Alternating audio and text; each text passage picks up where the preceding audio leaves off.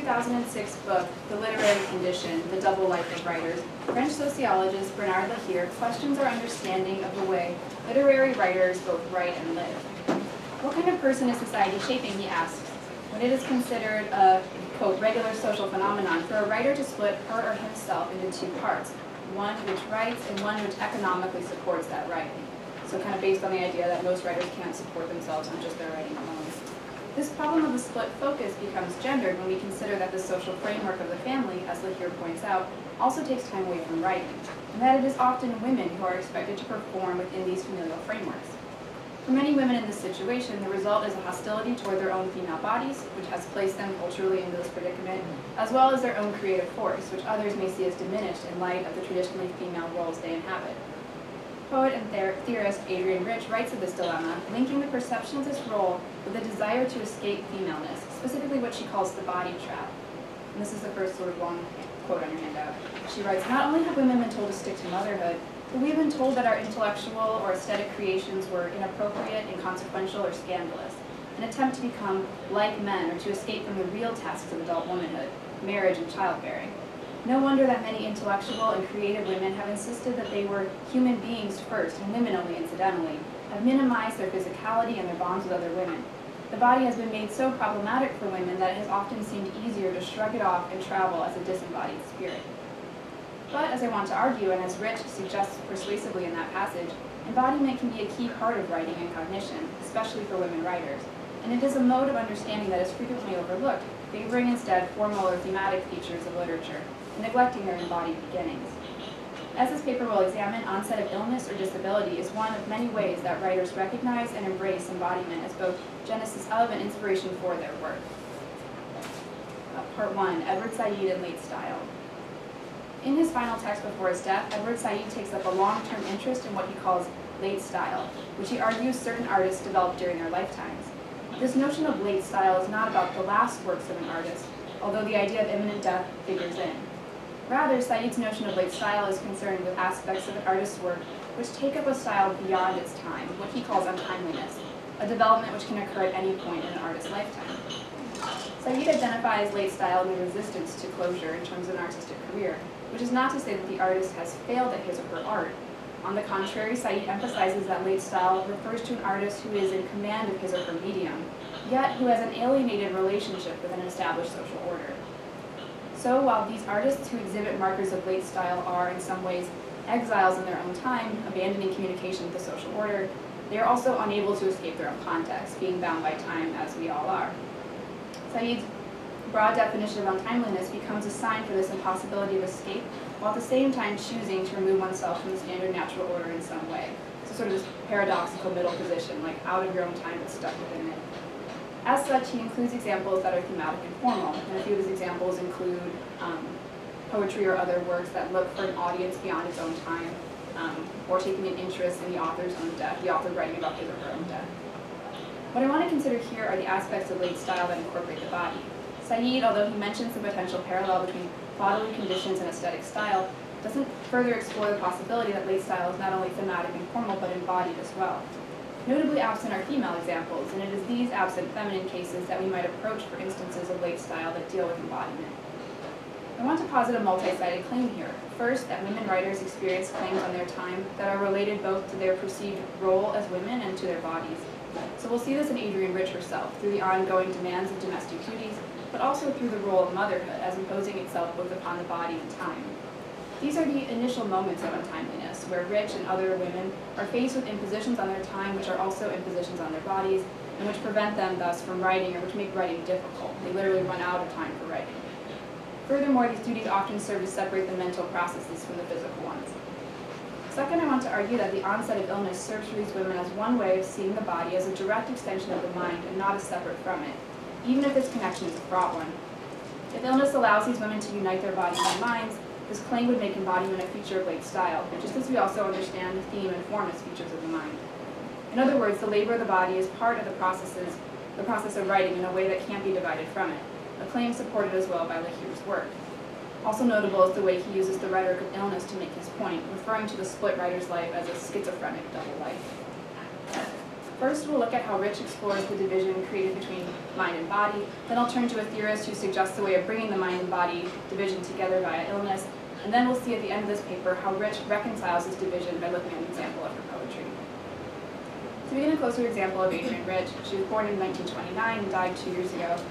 Instead of an understanding of mind and body as mutual entities, Rich suggests that, quote, women are controlled by lashing us to our bodies. For Rich, the most egregious instance of such control is motherhood. In her 1976 book, Of Woman Born, Motherhood as Experience and Institution, Rich addresses the ways that motherhood has been structured and promoted by patriarchy as a means of control. And here she's not speaking out against motherhood intrinsically, but rather the way that the role of motherhood has been changed into an institutional structure by a dominant majority. And she writes in the foreword to her book, which is the second quote, throughout this book, I try to distinguish between two meanings of motherhood, one superimposed on the other, the potential relationship of any woman to her powers of reproduction to children, and the institution, which aims at ensuring that that potential and all women shall remain under male control. So sort of double trajectory is in the title, that motherhood is experience and institution. And sort of as a side note, part of Rich's own untimeliness is based in her biography. So if you don't know much about Rich, she had a lot of early success as a poet, kind of had this dream career. She married young, had several children, and then later she left her husband and began identifying as a lesbian and kind of had to rework her understanding of her poetry and herself. And we can kind of track these movements in her poetry as she starts to deal with a much more overt female experience. Rich hones in specifically on her earlier years as a young mother and the extreme tolls it took on her time, draining her energy and making writing difficult, if not impossible. As she wrote in her diary during her third pregnancy, quote, I was beginning to look to a time not too far off when I should again be free, no longer so physically tired. The only way I can develop now as a poet is through much harder, more continuous, connected work than my present life makes possible. Another child means postponing this for several years, and years at my age are significant, not to be tossed lightly away. The act of writing became for her then tortured and tedious, yet always aware of its looking forward to a future audience, to a moment when the time might be her own. Even her first poem is, quote, directly about experiencing herself as a woman was, quote, jotted in fragments during children's naps, brief hours in a library, or 3 a.m. after rising with a wakeful child.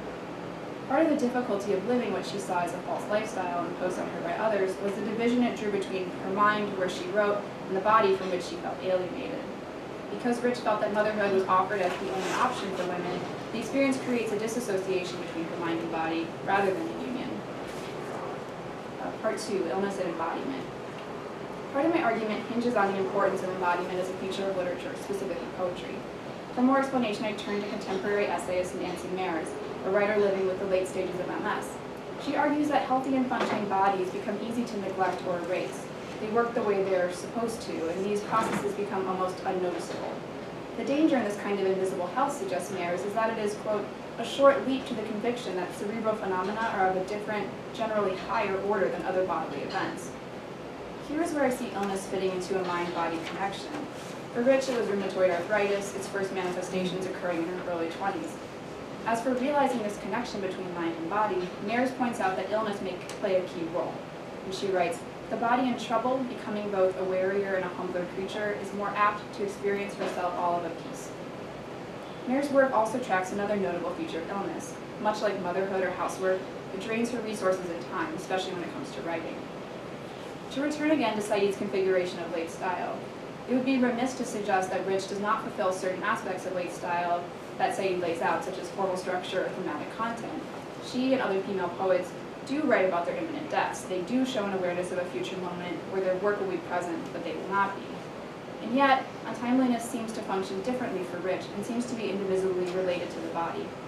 First, the restraints on her time as she fills her day with female activities and chores. Second, the relation of these activities and chores to the body, such as cooking, cleaning, pregnancy, labor, motherhood.